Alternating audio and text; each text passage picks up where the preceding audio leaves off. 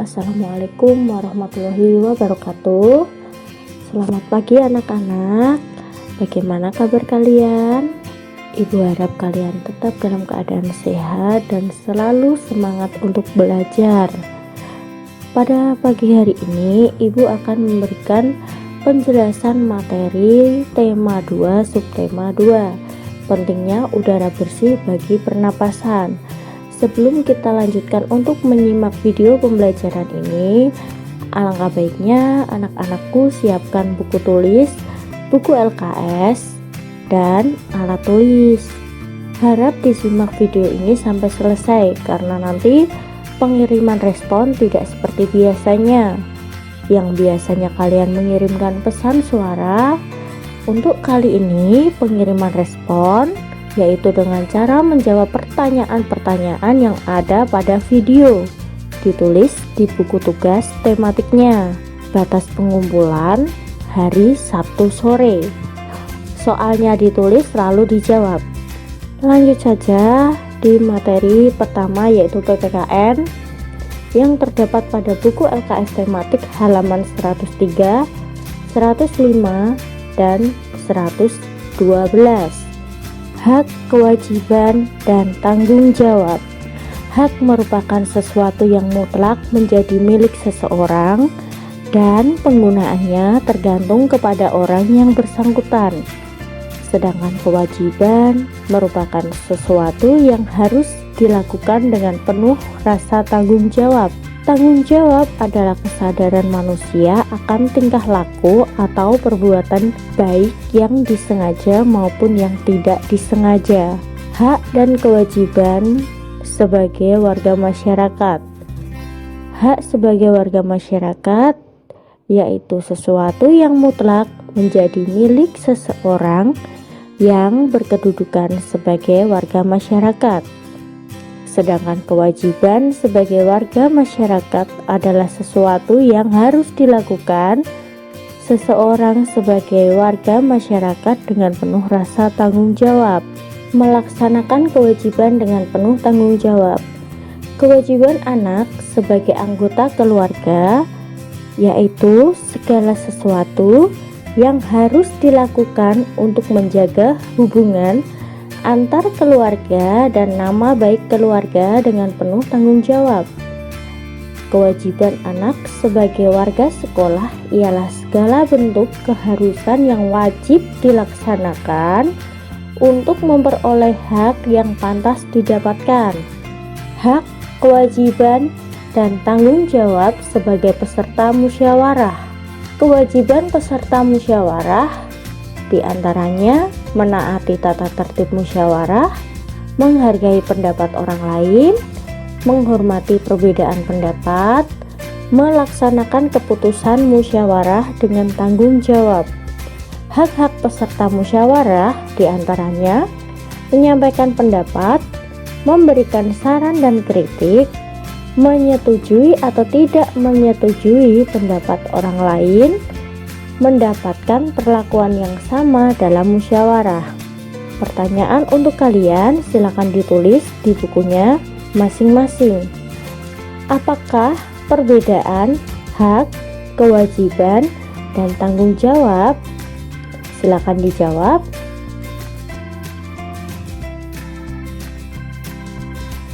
Lanjut ke materi bahasa Indonesia yang terdapat pada buku LKS tematik halaman 99, 100, 106, dan 109. Membaca cerita pendek atau cerpen. Cerpen disebut juga cerita pendek, yang artinya cerita yang memiliki bentuk ringkas karena terdiri dari satu pokok cerita. Nah, cerpen sendiri ini termasuk dalam cerita fiksi. Pertanyaan untuk kalian silakan ditulis di bukunya masing-masing, kemudian nanti dijawab ya. Apakah cerpen adalah salah satu jenis cerita fiksi? Silakan dijawab. Saya lanjutkan ke materi IPA yang terdapat pada buku LKS tematik halaman 98, 100, 109, dan 110. Gangguan pernapasan pada manusia. Gangguan pernapasan pada manusia dipengaruhi oleh 3 faktor, yaitu faktor fisik yang merupakan gangguan pernapasan yang disebabkan kelainan sejak lahir. Ini contohnya pada bayi prematur yang lahir sebelum waktunya, maka perlu dipasang alat bantu pernapasan. Yang kedua, faktor penyakit, yaitu gangguan pernapasan yang disebabkan salahnya pola hidup yang menyebabkan melemahnya kekebalan tubuh. Yang ketiga, faktor lingkungan, ialah gangguan pernapasan yang disebabkan oleh lingkungan yang kurang sehat. Bisa jadi lingkungannya itu kurang terdapat pepohonan, terus dekat dengan pabrik sehingga sering tercemar polusi udara, pencemaran udara yang menyebabkan gangguan pernapasan pada manusia yang tinggal di sekitar pabrik. Contoh penyakit yang mengganggu sistem pernapasan. 1. Influenza, disebabkan oleh virus influenza. Gejalanya, hidung mengeluarkan lendir, sakit kepala, demam, sakit tenggorokan, nyeri otot. 2. Asma, disebabkan oleh kontraksi otot pada trakea sehingga saluran trakea menyempit sehingga menyebabkan penderita asma kesulitan untuk bernapas. Biasanya penderita asma akan segera menyemprotkan obat di dalam botol spray. Obat tersebut disemprotkan ke dalam tenggorokannya. Obat tersebut berfungsi membantu penderita asma dapat bernapas lagi dengan lega. Biasanya penderita asma ini juga dipengaruhi oleh alergi, di antaranya alergi terhadap udara dingin, rambut, bulu, kotoran, debu, atau tekanan psikologis. Gejalanya yaitu dada sesak, batuk, napas terasa berat. Yang ketiga, bronkitis, disebabkan oleh peradangan pada bronkus. Gejalanya batuk berdahak dalam waktu yang cukup lama, demam, lemas, berat badan turun, tidak nafsu makan, sesak atau nyeri dada. Yang keempat, emfisema, disebabkan oleh kebiasaan merokok. Gejalanya kantung udara di paru-paru hancur, napas lebih pendek. Yang kelima, tuberkulosis atau TBC, disebabkan oleh bakteri Mycobacterium tuberculosis. Gejalanya biasanya penderita tuberkulosis itu dahaknya lumayan dangkal dan mengeluarkan darah. 6. Kanker paru-paru. Penyakit ini ditandai dengan munculnya sel yang tidak terkontrol pada jaringan paru-paru. 7. Faringitis, disebabkan oleh infeksi bakteri atau virus Streptococcus pharyngitis. Gejalanya rasa sakit saat menelan dan rasa kering di kerongkongan. 8. Sinusitis, disebabkan oleh infeksi bakteri, jamur, virus, menurunnya kekebalan tubuh, flu, stres, kebiasaan merokok, dan infeksi pada gigi. Sinusitis bisa juga disebabkan karena lendir yang ada di dalam hidung tidak bisa keluar dalam kurun waktu bertahun-tahun. Biasanya dalam keadaan flu, tapi lendirnya tidak mau keluar. Gejalanya hidung tersumbat, sering bersin, tercium bau tak sedap pada hidung ketika bernapas, tercium bau seperti nanah ketika sedang bernapas, hidung mengeluarkan ingus kental berwarna putih atau kekuning-kuningan, dan sakit kepala berkepanjangan seperti tertekan. Pertanyaan untuk kalian harap ditulis di bukunya masing-masing.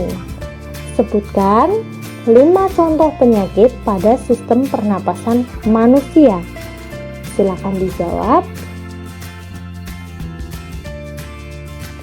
Materi yang selanjutnya yaitu IPS yang terdapat pada buku LKS tematik halaman 104, 105, dan 107. Jenis usaha ekonomi perorangan dan kelompok. Jenis usaha ekonomi dibedakan menjadi dua, yaitu perorangan yang artinya dikelola secara sendiri, dan usaha ekonomi kelompok yang artinya usahanya itu dikelola secara bersama-sama, baik itu modal, pengelolaan, maupun keuntungan. Jenis-jenis usaha ekonomi perorangan. Yang pertama, usaha pertanian. Usaha pertanian adalah usaha mengolah tanah yang digunakan untuk bercocok tanam. Biasanya dilakukan oleh petani di pedesaan. Yang kedua, usaha perdagangan. Contoh-contohnya yaitu ada pedagang asongan, pedagang keliling, pedagang kaki lima, pedagang di pasar, warung, dan toko kelontong. Yang ketiga, usaha jasa. Usaha jasa merupakan jenis usaha yang tidak menghasilkan barang, akan tetapi mendapatkan imbalan dari pelayanan yang telah diberikan kepada konsumen. Pada umumnya, usaha jasa dikelola secara perseorangan, misalnya usaha laundry, bengkel, potong rambut, dan tambal ban. 4. Industri kecil. Industri kecil dikelola secara perorangan, merupakan industri rumahan, misalnya usaha pembuatan tahu tempe, souvenir, tembikar, anyaman, mebel, dan makanan olahan. 2. Jenis usaha ekonomi yang dikelola kelompok. Yang pertama, firma. Firma biasanya terdiri dari 2 orang, bergerak di bidang layanan konsultan hukum dan keuangan.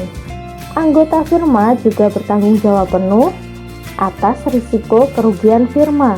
Yang kedua, persekutuan komanditer atau komanditer genoskep atau CV. CV ini dibedakan menjadi 2, yaitu sekutu aktif yang artinya investor dan pengelola CV. Yang kedua, sekutu pasif yang artinya hanya investor saja tanpa pengelolaan CV.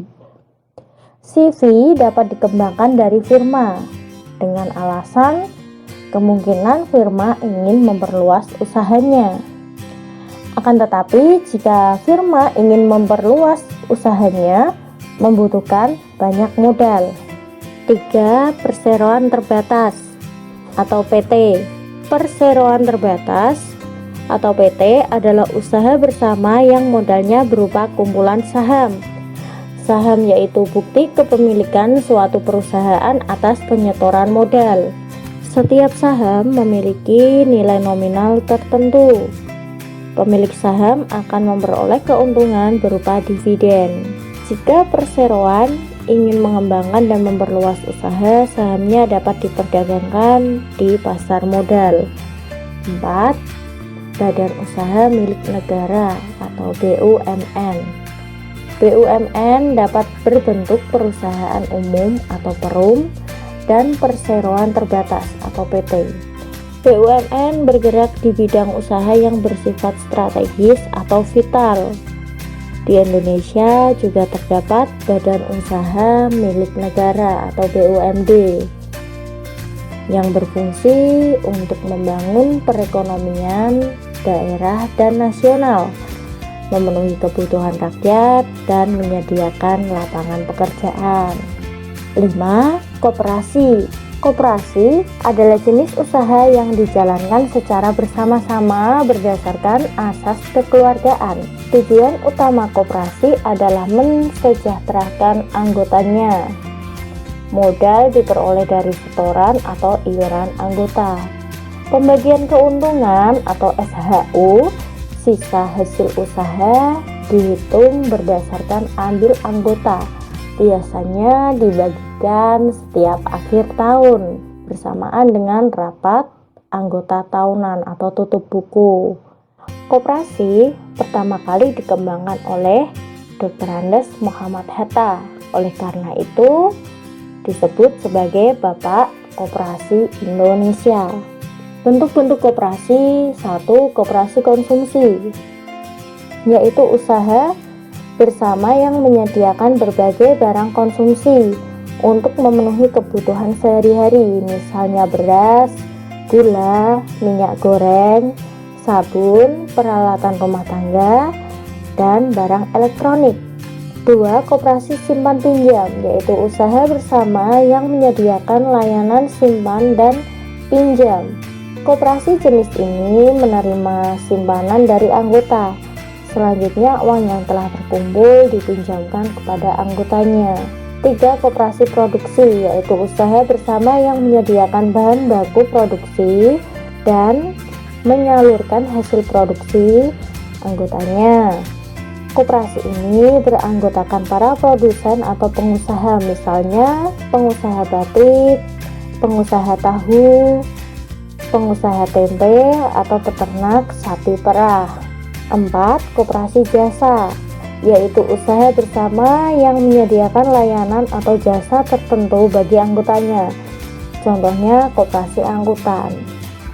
5. Koperasi serba usaha, yaitu usaha bersama mengelola berbagai jenis usaha, misalnya penyediaan barang konsumsi, simpan pinjam, penyediaan bahan baku, dan penyaluran hasil produksi. Contohnya yaitu koperasi unit desa atau KUD. Pengaruh kegiatan ekonomi terhadap kesejahteraan masyarakat.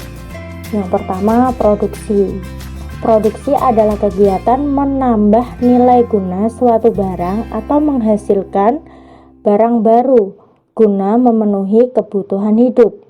Pelaku produksi disebut juga produsen. 2. Distribusi. Distribusi adalah kegiatan menyalurkan hasil produksi dari produsen ke konsumen.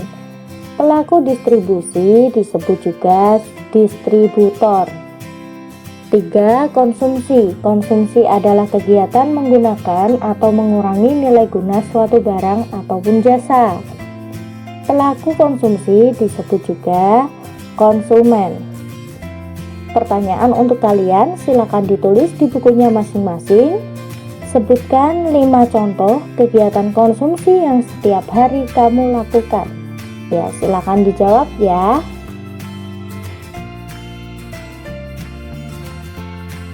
Materi selanjutnya yaitu SBDP yang terdapat pada buku LKS tematik halaman 101, 111, dan 112. Memperagakan tarian daerah. Yang perlu dipersiapkan yang pertama yaitu properti tari. Apa itu properti tari? Properti tari adalah semua peralatan yang digunakan untuk kebutuhan tari. Fungsinya untuk menambah keindahan serta membantu menjelaskan cerita atau tema tarian dan gerakannya. Properti tari contohnya kipas, payung, topeng, selendang, keris, bokor, boneka, tombak, dan masih banyak lagi. Persiapan yang harus dilakukan sebelum memperagakan gerakan tari. Yang pertama, menentukan bentuk karya tari. Kedua, memilih karya tari. Selanjutnya, menentukan jumlah penari. Keempat, memilih properti tari. 5. Menentukan iringan tari atau lagu. 6. Memilih busana tari. Pertanyaan untuk kalian, silakan ditulis di bukunya masing-masing. Mengapa sebelum melaksanakan peragaan karya tari harus dilakukan persiapan? Silakan dijawab.